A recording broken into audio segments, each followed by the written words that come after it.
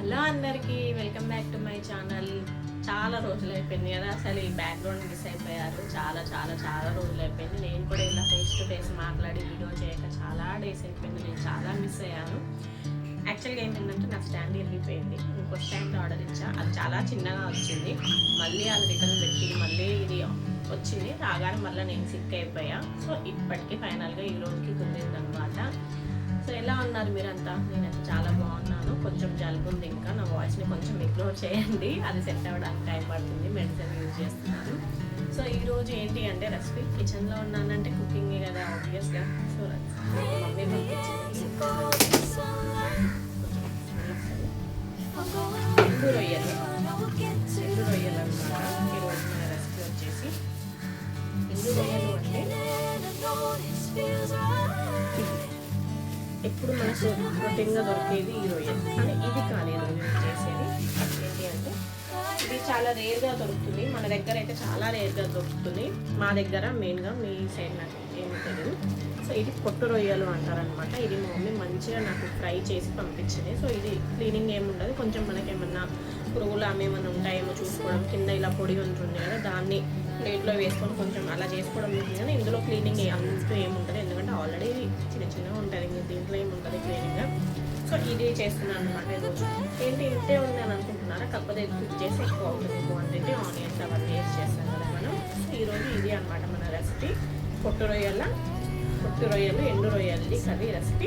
చూసేద్దాం, స్టార్ట్ చేసేద్దాం అండి. సో రొయ్యల కోసం అని చెప్పేసి నేను ఆనియన్స్ కట్ చేసుకుంటున్నాను ఫస్ట్. అది చాలా చిన్నగా ఉన్నాయి కాబట్టి మనకి ముక్క అనేది దొరకదు. కర్రీ ఉండాక చిన్నగా ఉంది కాబట్టి. సో దానికి తగ్గట్టు ఆనియన్స్ కూడా చాలా చిన్నగా కట్ చేసేసుకొని నేను చాపర్లో కట్ చేసేసుకుంటున్నాను.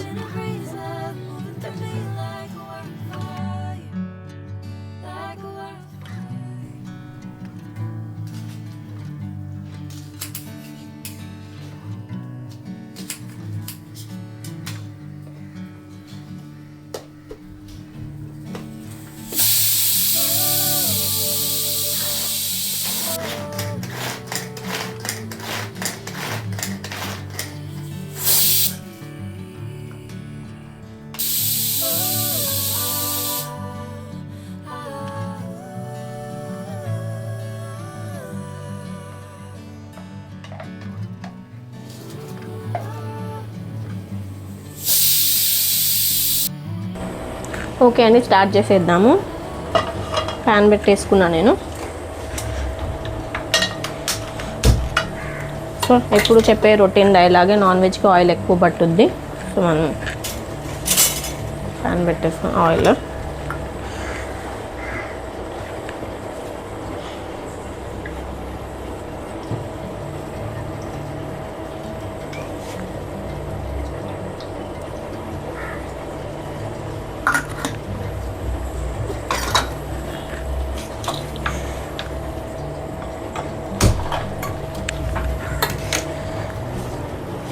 సో దీనికి కూడా ఇది ప్యాన్ పెట్టేశాను. ఇది సపరేట్ వీడియో వస్తుందండి. రెండు మిక్స్ చేస్తే మళ్ళీ లెంత్ ఎక్కువ అవుతుంది. అందుకని ఆయన మీకు కన్ఫ్యూజ్ కాకుండా కూడా ఉంటుందన్నమాట.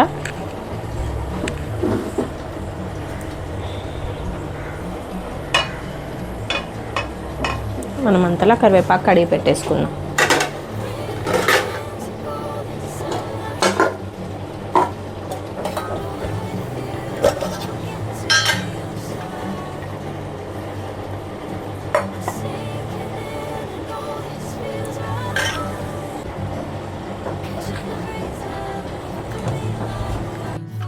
ఆయిల్ మంచిగా ఫ్రై అయిపోయిందండి. ఇందులో ఇప్పుడు జీలకర్ర ఆవాలు చిట్పటా అంటుంది. ఇది మొత్తం ఆనియన్తోనే, ఇందులో టమాటా యాడ్ చేయను. కలిపేసుకుందాం.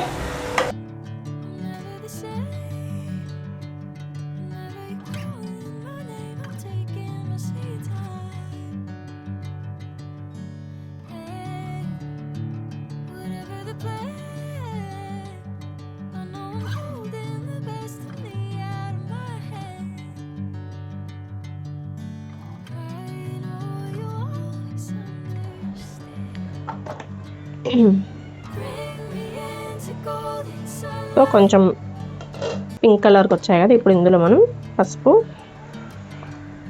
యాడ్ చేసేసి కలిపేసుకుందాం.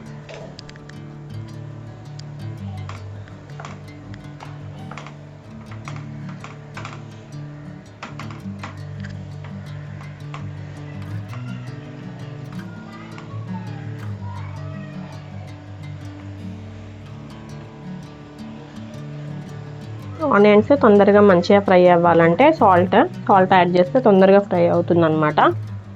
సో కొంచెం ఆనియన్స్కి సరిపడా సాల్ట్ వేసేస్తున్నా, 1 స్పూన్ వేసేస్తున్నా నేను.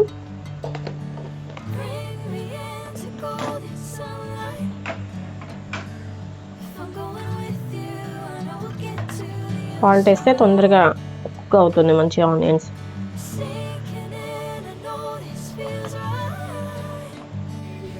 ఓపెన్ చేసి చూసుకుందాం.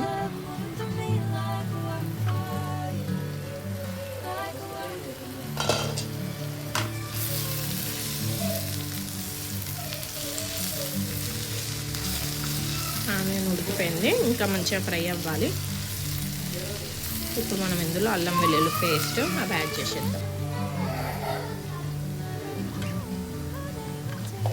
పచ్చివాసన పోయేంత వరకు మంచిగా ఫ్రై చేసుకుందాం.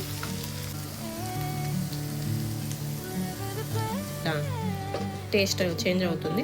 క్యాప్ పెట్టేసుకొని మళ్ళీ ఒక 5 మినిట్స్ తర్వాత చూసుకుందాం. మధ్య మధ్యలో కలుపుతూ ఉండాలి.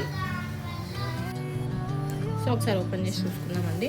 మంచిగా ఫ్రై అయింది, ఆయిల్ కూడా సెపరేట్ అయిపోయింది, అల్లం వెల్లుల్లి పేస్ట్ కూడా మంచిగా ఫ్రై అయిపోయింది. ఇప్పుడు ఇందులో మనం ఒకసారి మంచిగా కలిపేసుకొని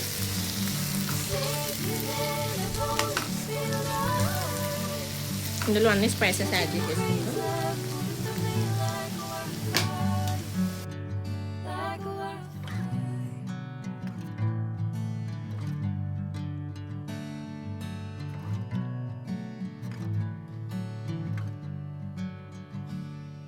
సో ఇప్పుడు ఒక 1 స్పూన్ వేస్తున్నాను, ఇంకొక 1/2 స్పూన్ వేస్తున్నాను.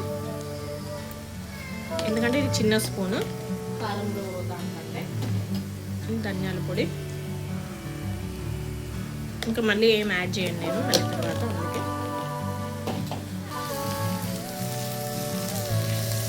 ఇప్పుడు ఇంకా మంచిగా ఆనియన్ అనేది దగ్గరకు అయిపోవాలి, ఆయిల్ మొత్తం పైనకి సపరేట్ అయిపోవాలి మంచిగా. అలా అయితేనే కర్రీ అనేది టేస్ట్ ఉంటుంది, లేదంటే మొత్తం ఆనియన్ అనే టేస్ట్ వస్తుంది. 2.5 స్పూన్ కారం, 2.5 స్పూన్ ఉప్పు వేసాను. అది ఉప్పు లేని కారము ప్లస్ ఉప్పులోది చిన్న స్పూన్ అనమాట కంపేర్ టు కారంలోది. ఆయిల్ అంతా సపరేట్ అవుతుంది, చూపిస్తాను నేను కాసేపు అయ్యాక. క్యాప్ పెట్టేసుకొని కాసేపు అయ్యాక చూద్దాం. సో ఒకేసారి కాకుండా ఇలా కొంచెం కొంచెం పోసుకోండి, ఎందుకంటే కిందికి అంత పొడి పొడి ఉంటుంది కదా, అది కూడా వచ్చేస్తుంది అనమాట. చూడండి మన కవర్లో చూస్తే ఎంత కొంచెం అనిపించింది క్వాంటిటీ.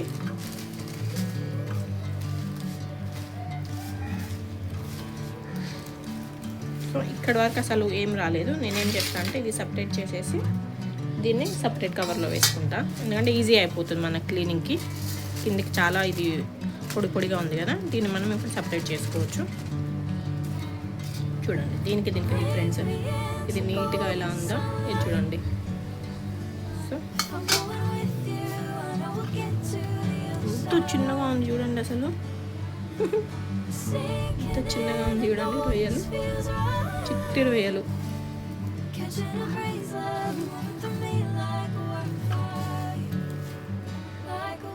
చూడండి మొత్తం క్లీన్ చేసేసా, ఇదంతా పొడి వచ్చేసింది, సపరేట్ చేసేసా అనమాట. ఇలా ఈజీ అయిపోయింది నాకు లాస్ట్ పార్ట్ ఇలా సపరేట్ చేసుకోవడం వల్ల. పొడి పొడి ఇది అంతా ఇంకా వేస్టేజ్ అన్నట్టే ఇది వచ్చింది. ఇప్పుడు దీన్ని మనం నీట్గా కడుక్కోవాలి. ఒకటి వీటిని మంచిగా ఫ్రెష్గా కడిగేసుకుందాం ఒక 2-3 టైమ్స్ అలా.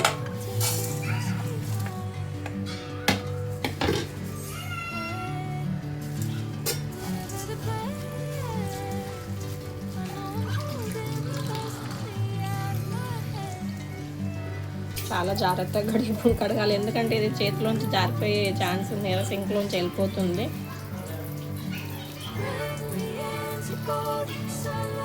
దీన్ని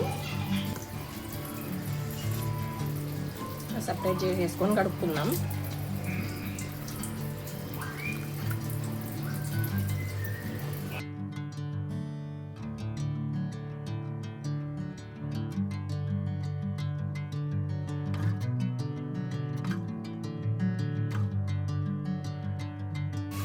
అక్కడక్కడ ఆనియన్ కొంచెం బ్రౌన్ అయింది. ఇది కడగడానికి చాలా డిఫికల్ట్ ఉందండి బాబు. అసలు స్టవ్ ఆఫ్ చేసేసి కడిగేసుకోవాలన్నమాట.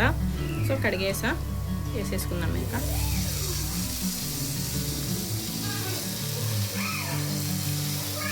ఏం చేసినా మిస్టేక్ మీరు చేయకండి. అంతా ఇలా పట్టేస్తుంది అసలు.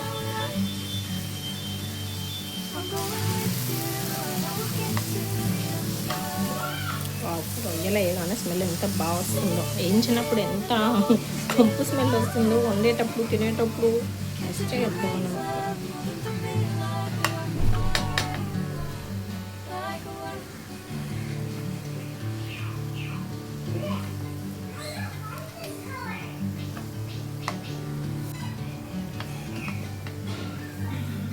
ఏంటి అంటే తింటుంటే రొయ్యలే తెలియాలి, ఆనియన్ స్టైల్లో తెలియొద్దు అనమాట మాకు, నాకైనా మా హస్బెండ్కైనా. ఒక 2 minutes తర్వాత ఓకే అండి, అయిపోయింది. ఒక 2 minutes ఉంచా, ఇంకా మంచిగా ఉడికిపోయింది. రొయ్యలు తొందరగానే ఉడికిపోతుంది అనమాట. ఇంకా ఇది ఎండు రొయ్యలు కాబట్టి చిన్నవి, తొందరగానే ఫ్రై అయిపోయింది మంచిగా. కావాలంటే వేసుకోవచ్చు. అంతే అండి, ఈ స్టవ్ ఆఫ్ చేసేస్తున్నాం. ఇంకా ఒకసారి కలిపేసి ఓకే అండి, అయిపోయింది. అది టేస్ట్ చూసి ఎలా ఉందో చెప్తాను. కాస్త చల్లగా ఉండివ్వండి, చెప్పాలి కదా, నాకు వేడిగా తింటే నాకు టేస్ట్ తెలియదు అనమాట. సో అది చల్లారాక కాసేపు అయ్యాక నేను టేస్ట్ చూసి ఎలా ఉందో చెప్తాను.